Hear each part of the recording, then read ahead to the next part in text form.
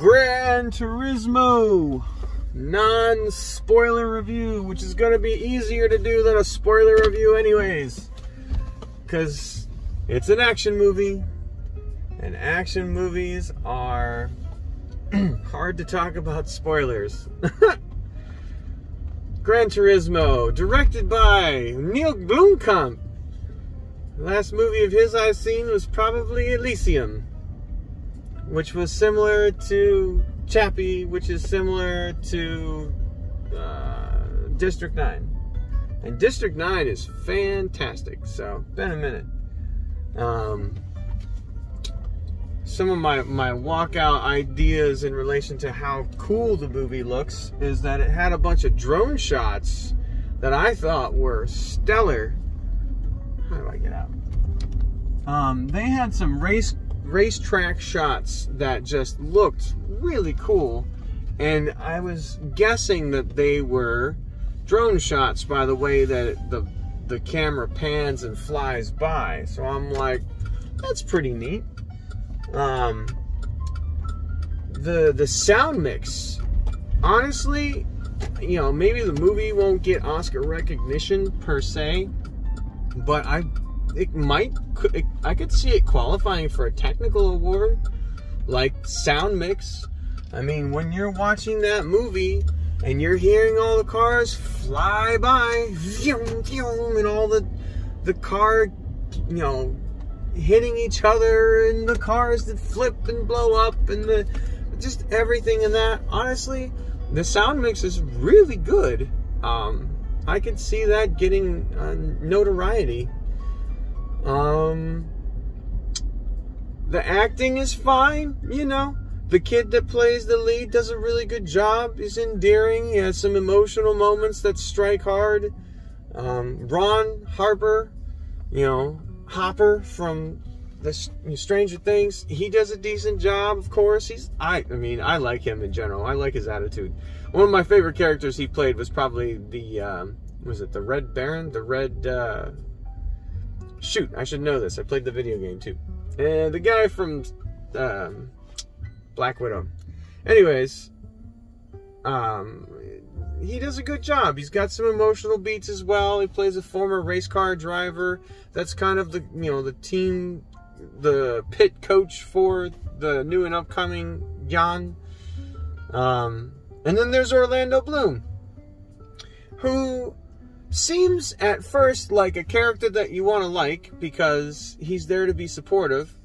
Then he has like a little kind of skeezy moment somewhere about like the third mark, give or take, and then he has these kind of moments throughout the movie where it's like he's losing his cool, and it's just interesting because he still comes off as endearing for the most part. He doesn't have like a heel feel. He's not particularly over good of a character. He's supportive and concerned for the program. The program being a video game that turns simulation driving into actual race car drivers. I mean, it's an interesting premise. You know, how far removed is that from we take all these Call of Duty people and we make them actual Black Ops, right? So, movie is 2 hours and 15 minutes long. I do think that the time frame is long in relation to how long you'd expect the movie to go, but I didn't feel at any particular point that there was like a need to trim anything. It feels like the parts that are in there all need to be. There's obviously a lot of race car driving throughout the entire movie. I'd say this is like John Wick, where it's like, you know, maybe 70 to 80% action, race car driving, and maybe about 20, we'll call it 75-25. So, you know, 25% plot. There's a girl that he likes. Is it really that important? A little bit. There's, you know, there's the drama of actually getting into the league. Is it super important? Yes, for the story. But do you really think that they're going to make the movie without him succeeding? You give me that movie about the race car driver that didn't make it in. I don't think that they would make that movie, right? Yeah. So, unfortunately, there are those aspects of this movie overall. It's like, well, obviously, it's based on a true story. They wouldn't do it if he wasn't successful. How much is going to be like, I couldn't guess that this was going to happen?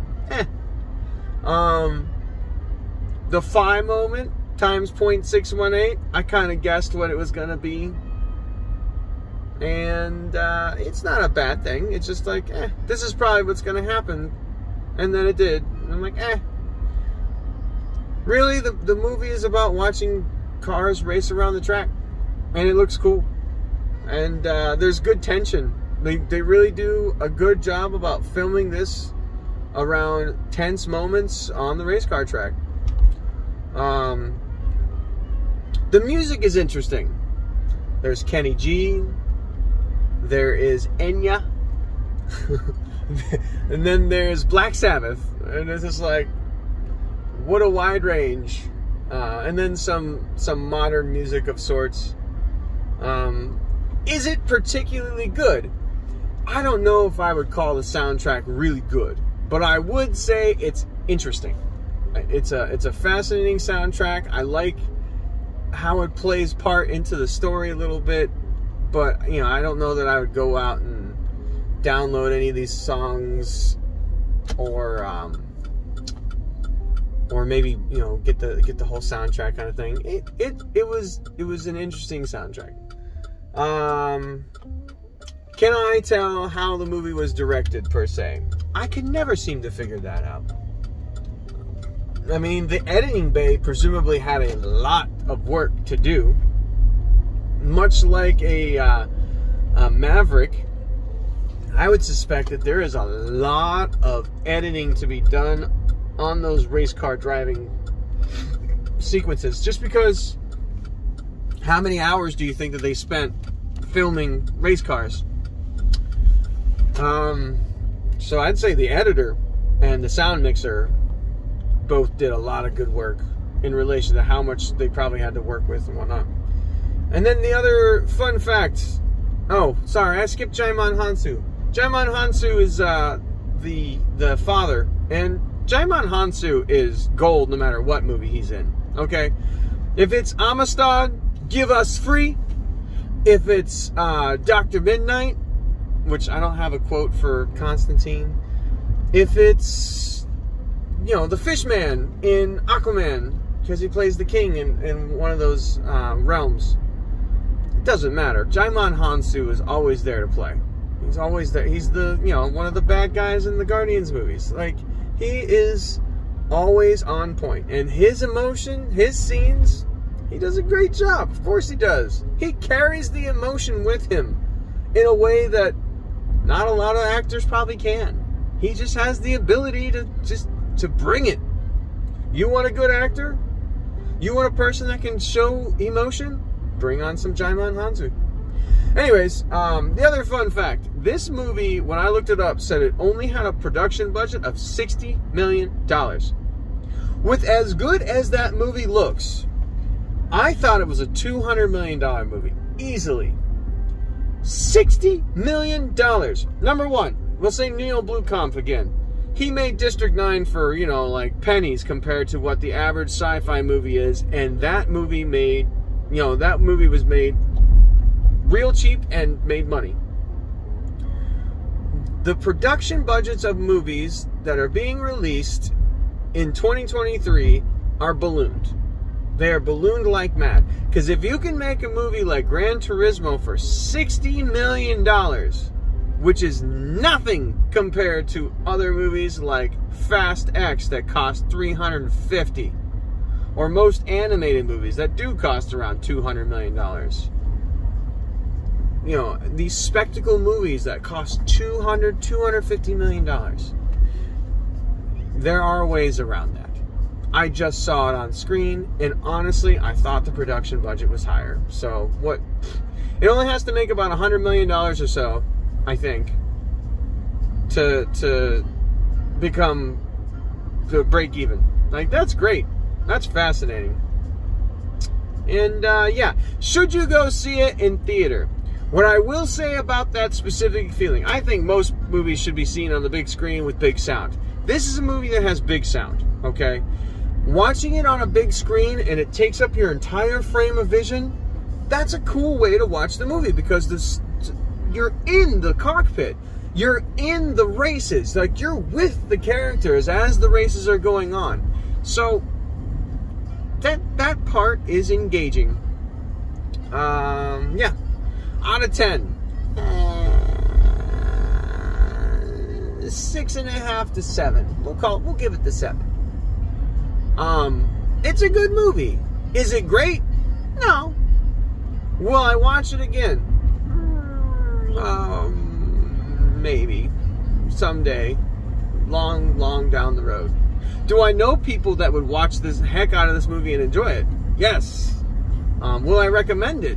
Yeah, I'd recommend this movie. But again, do you need to watch it in theater? Maybe if you're as enthusiastic about the in-theater experience as I am. So, yeah. Also, go out and support a movie like this that costs $60 million. That's important. Because Hollywood will probably try to replicate that business model. Allegedly, Mattel is going to make a Hot Wheels movie. Maybe they make it for $60 million. Who knows? Anyways, so, good movie. Go check it out. Love to hear your thoughts if you do go check it out. Comment down below. Like, subscribe. Because it's a YouTube video.